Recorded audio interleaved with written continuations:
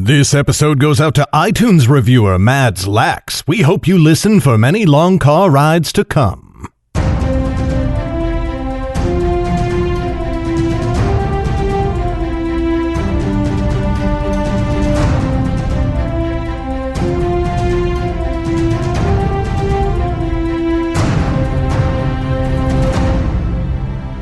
Hi there, Garrett Robinson here. Welcome to the 5th episode of the Nightblade Epic Podcast, Season 3. I don't have much for you today, listener. Just wanted to remind you about Natural 20 Proof, the new show I've just launched with some friends. It's a weekly D&D show that broadcasts live on Twitch every Sunday at 1 o'clock p.m. Pacific Time. We've been putting it together for weeks, and we just broadcast our second episode yesterday. Today, rather than just tell you about how awesome the show is, although it is, I wanted to introduce you to my character, Helry. She's an orc cleric, and I'm going to let her introduce herself. Hey there, underfolk. My name is Helry Gelnaga. I'm a 7'12", 350-pound brick shithouse, and I'm pleased to make your acquaintance. I've always loved fighting, so I joined the fighting pits of Vesic and made a name for myself for a few years there. Then one day, a goddess kinda showed up and said she had more important things for me to do. So, I've been running around doing god-type stuff ever since. To be honest, I don't really understand much of it, but the fighting's good. Come check out the show or I'll crack your skull open like an egg. Thanks, Helry. I'm sure that'll help. But seriously, go check out Natural 20 Proof. We're live on Twitch every Sunday at 1 o'clock p.m. Pacific Time, and episodes come out on YouTube every Thursday. Okay, now it's time for today's episode. Today, you're getting Chapter 8 of Darkfire. When we left off, Albern had helped Lauren and her friends escape mystics in the town of Strappa, and together they had all set off into the Great Rocks. Enjoy!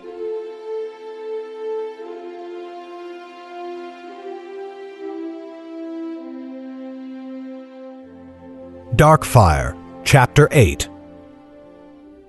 The woods were silent and empty, and soon they passed Strappa heading north. The forest grew sparser, and Lauren was nervous as she imagined the mystics hunting them through the trees. But in no time they came upon a road, not wide but well-worn, running northwest through the trees towards the Great Rocks. "This is the beginning of the mountain pass," said Albern. "It rises steeply up into the foothills, twisting and turning as it finds its way into the mountains proper. Then, after a time, it descends into the wide river valley before climbing once more." "How long is the road?" said Jordell. "We are in need of haste, and already I mourn for the speed the westerly road would have given us." "Normally less than 2 months," said Albern offhandedly. "But there are many branches in the mountain pass, and though some are a touch safer, they take longer. If you wish for speed, we can ride hard and reach the town of Northwood in a month, but I cannot promise you better. Even that may not be possible." Jordell ground his teeth. "A month? Far too long, yet I suppose it cannot be helped. Very well, lead on, and if ever you must choose between the faster route and the safer one, choose the faster." Albern had told no lie. The road began to rise almost as soon as they set hooves upon it, and soon the trees gave way to gently climbing hills. Atop the first one they paused and turned back for a moment, looking down at the lands that rolled away south and east. There, far below, they could see gentle wisps of smoke rising from Strappa's morning cooking fires. But the town was hidden by the forest, and they could see nothing of the buildings or people. "Still no sign of our pursuers," said Jordell. "With luck they are chasing us up the westerly road, and have not guessed we have taken this route instead."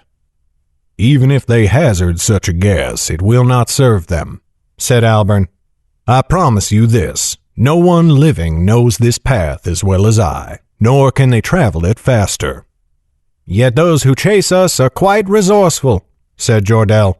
"Do not be overconfident. There are many in my order who can surprise even me on occasion." "You would know best," said Albern with a shrug. "Come, let us get on with it then." They rode all that day in silence and haste, for the road was still wide and they could trot or gallop upon much of it. The sun burned brightly while they rode, but by the time it dipped and they stopped to make their camp, clouds had gathered again to hide it. "Such is always the way in the mountains," said Albern. "Summer takes far longer to reach the great rocks than the lowlands." Still, it was not quite cold enough that they regretted their lack of tents. They laid their bedrolls upon the ground and fetched provisions from their packs. Jordell had seen to it that they were well stocked, yet still he rationed their meals, for now their road would be much longer than he had at first thought. "My lady," said Albern, "I never learned your name." Lauren smiled. "I am Lauren of the family Nelda," she said. "Well met, and I apologize for our earlier lack of courtesy." "Current circumstances make it easy to forgive," said Albern. "But now we have a bit more time for pleasantries." "And I am Jordell of the family Adair. This is Annis of the family Yeren, and Jem of Cabris." "Of the family Noctis," said Jem haughtily. "I know at least that much of my parents." Jordell bowed his head. "As you say." "Well met, all of you," said Albern. "And I heard from your words earlier that one is called Zane." He nodded at the wizard, now lying on the ground near their camp, wrists and ankles bound. Zane looked back in anger, one eye almost pure red now with blood. "He is," said Jordell, "of the family Foridar." "Foridar?" said Albern, his eyes widening. "That is a noble name." Lauren's ears perked with interest, but Jordell did not meet her gaze. Instead, he seemed eager to change the subject. "If you know of the Magestone sickness, you know we must post a guard for his sake. It is of great importance that the wizard not be allowed to flee." "I would have suggested it in any case," said Albern, "for there are dangers in the mountains too, besides those who may chase us. Wolves and bears and darker things farther on." "What cheery news," said Jem, looking into the night with discomfort. "Fear not, little master," said Albern, jostling his shoulder. "We will keep you safe from any crawlers in the night. I will stand first watch, if you allow it." "I would thank you," said Jordell, "for we rode hard on the road to Strapa, and one night's rest has not yet cured our weariness." "It is settled then," said Albern. "A good night to you all, and hopes for a fair morning." He strode off from them, climbing atop a small mound that stood nearby to keep watch. His bow he laid across his knees as he pulled out some food and began to eat. Lauren studied Jordell in surprise, for he had let Albern take the watch without question. It was a great show of trust, and yet she remembered how Jordell had taken her own measure almost from the moment they had met in Cabris. From then on he had trusted her implicitly, though it had taken her far longer to return his faith. He seemed to make up his mind about a person in mere moments, and though at first he had been wary of Albern in the workshop, he must have seen something since to convince him of the man's honesty. "Though we did not choose this road, I am glad we are upon it," she said to him from across the fire. "The mountain pass may be uncertain, but I feel more hopeful now than I did at the prospect of riding the westerly road." "I, too, feel less need to peer over my shoulder," said Jordell. "Yet still I fear what such a delay might bring. But our path is set, and there is no looking back now." They supped and swaddled into their bedrolls to sleep. So began their trek through the Great Rocks. For some days the journey was uneventful, if strenuous. Albern did not wake them at all the first night to trade watches. When they asked him the next morning, he said only, "I have had many years' good rest in Strapa, and my wits are sharper when not fat with sleep." But on the next night and every night thereafter, he traded watches with Lauren and Jordell. Whether riding or walking, the bowyer moved with a vigor that the rest of them found infectious. He spoke with all of them in turn and laughed often, and his cheer did much to raise their mood, which had been somber on the road from Wellmont. Sometimes he would sing as they rode, most often in the mornings. His voice rang clear on the dawn air, echoing back to them from the mountains all around. They left the foothills on the second day and entered the mountains proper. Then the path grew steeper and narrower, though still wide enough for 4 horses to walk abreast. But they rode in single file, for Albern told them that the edges of the road were not to be trusted. "This path was built for trade and travel, and not for war. The king never strengthened it so that an army might march upon it, for if soldiers needed to move from north to south, they would take the westerly road." "Which king built it?" said Jem. "That I do not know," said Albern. "It has been here as long as anyone can remember, and I have found no tales of its making." Lauren looked at Jordell with interest, but he shook his head. "I never learned of it either. Indeed, few write of the Great Rocks. They are Selvin's western border against Dorsey and are nearly impossible to cross. Few scholars believe they serve any other purpose." "They are not just a border," said Albern. "They are a world unto themselves, with their own laws that were made by no king." Often Jordell and Albern would speak together when the party rested. Always Jordell would ask how far they had come and how much farther they had to go. Albern would draw crude maps for him in the dirt, show him the twists and turns of the pass, and advise him of the best route. Jordell listened more than he spoke, and always accepted the routes that Albern presented. At first Lauren would sit with them and listen, but she soon abandoned the meetings, for she found them frightfully boring. Zane became little more than a piece of luggage in Lauren's mind. Upon the road to Strappa, when the horror of his attack was still fresh, she had thought of little besides him. But now there were mountains to catch her attention, and Albern's songs, and the narrow path to keep an eye on. Zane's presence grew less fearful, and she watched dispassionately whenever Jordell would move him from his horse to the ground. But she caught Annis eyeing the wizard often, and the girl's looks were still anxious. When Zane did not haunt her, though, Annis often looked at Albern with interest. After a few days, she finally ventured to begin a conversation. "Tell me, Bowyer, were you ever a soldier?" Albern looked at her in surprise. "Why, yes. For many years in my youth I marched with the Ruby Crowns." "A mercenary," said Annis. Her voice dripped with hushed enthusiasm, as though he had told her a great secret that she ought not to know. "You must have traveled far." "Far enough, and yet I saw very little," said Albern with a shrug.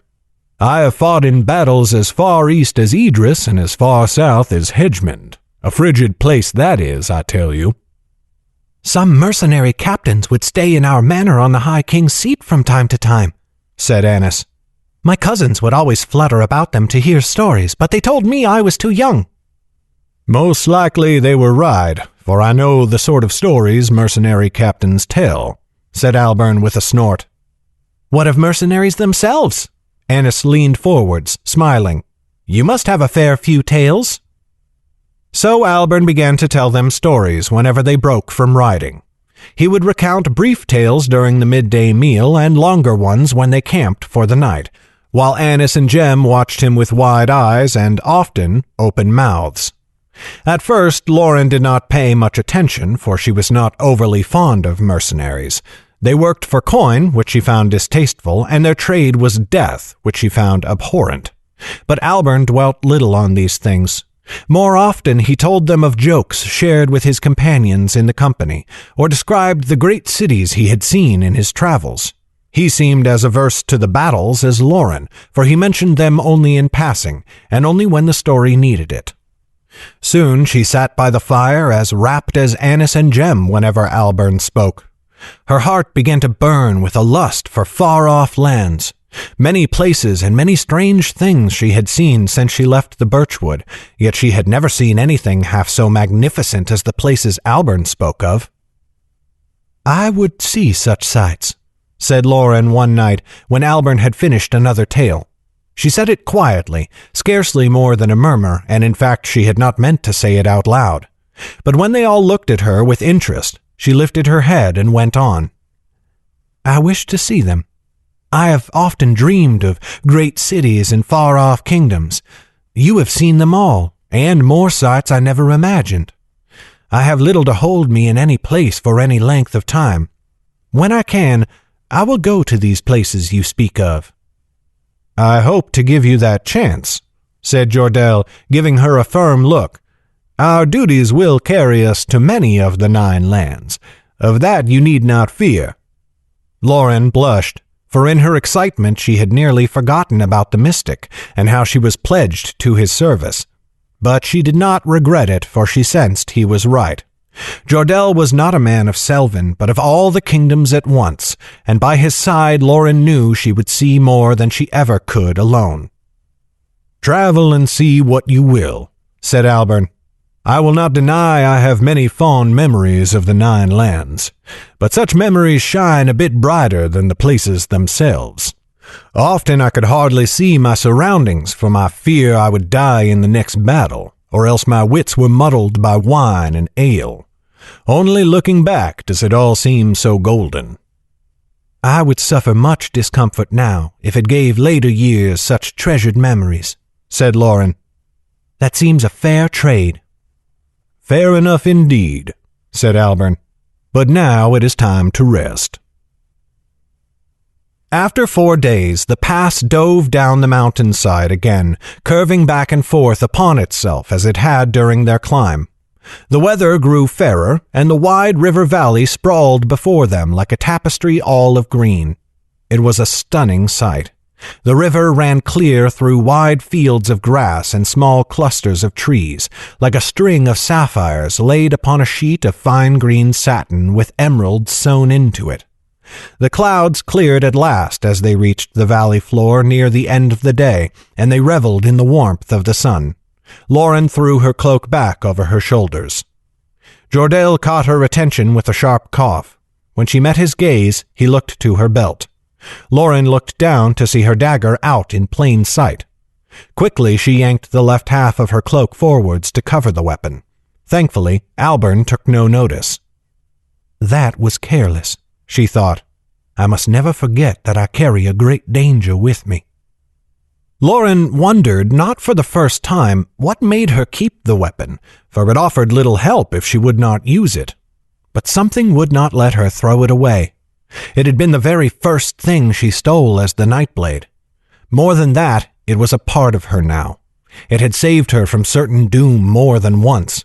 She would not repay that service by casting it aside, even if she knew the dagger did not care. They had only 1 day to enjoy the lush valley, for the mountain pass climbed again the day after. Albern took it, though the road on the valley floor carried on straight and out of sight. Why can we not keep on this way? Said Jem. I like the wide ground far better than the narrow path in the clouds. Oh, this road looks fair enough, said Albern, but soon enough another mountain blocks it. The journey around would cost several days, while the pass runs straight. Then let us take it, said Jordell, and we should hasten. I have enjoyed the sun as much as anyone, but I fear we have let it make us lazy. They began to alternate between walking and trotting. It did not lend them very much speed, but they could not push the horses faster, for the ground was steep and rocky. The weather turned again, as if to punish them for leaving the valley floor. Once more they all had to shroud themselves in cloaks, and Jem began to complain.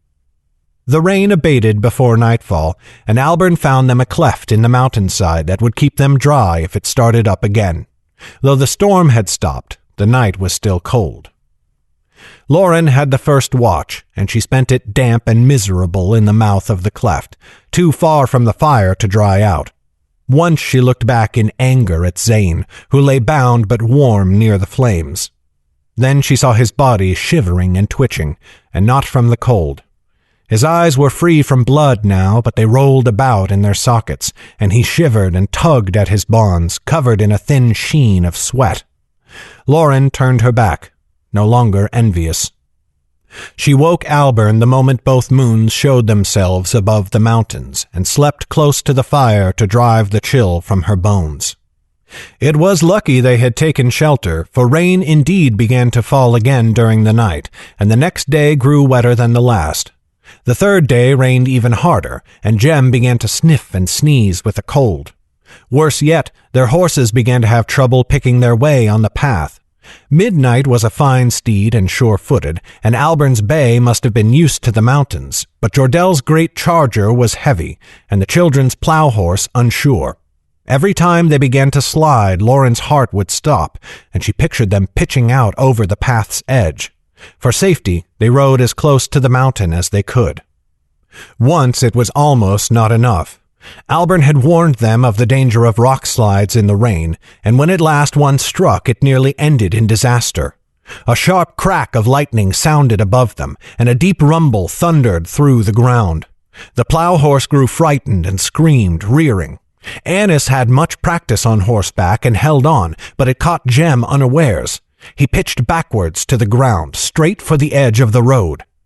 Lauren gave a great shout and jumped from Midnight's back. She slid on the wet rocks towards the edge and snatched his arm at the last second. He rolled away from the edge and into her arms, and she pushed back with her feet as though the void beyond were reaching for them both. For a long moment they lay there, Lauren panting heavily, Jem clutching her arm as if he would never let go. When she looked down, she saw that he was crying, face twisted in fear, tears spilling to mingle with the rainwater. "There," she murmured. "It is all right." "I am fine," he said harshly, pushing away to stand. He wiped furiously at his face with his hand, trying to look as though he were merely brushing off rainwater. "It caught me by surprise, that is all. I shall hold tighter to Annis." Lauren helped him back into the saddle, despite his protests, and they kept on their way. But her panic redoubled every time the horses seemed unsure of their footing, and she held herself tensed to leap from the saddle at a moment's notice. On the fourth day, the path ended. They came up short against a great wall of rock. Loose earth and many boulders had slid down from the mountainside and now completely blocked the path. All of them sat still in their saddles, staring at the debris as though they could move it with their minds. "We shall have to turn back," said Albern. "We would not if you would let us carry along the valley's road," said Jem. "Now we have wasted days of travel, and I have nearly been killed. A fine guide you are." Albern turned to the boy, and his eyes flashed. "Even the best guide cannot foresee every rock slide," he snapped. "You would have fared much worse on the road if I were not here, that I can promise you." Jem ducked behind Annis. "I suppose we shall never know now," he muttered. "But still, I was right." "If we turn back, how many days will it add to our journey?" said Jordel. Albern fixed him with a look. "Does it matter? You say if, but the rocks will not move themselves." Jordel tossed his head in impatience and turned his horse back down the path. This has been a production of Legacy Books, written and narrated by Garrett Robinson. The music in this podcast was created by Will Musser. Check out his incredible work at willmusser.com. That's WILLMUSSER.com. Today's letter is V. Thank you for listening. Bye-bye.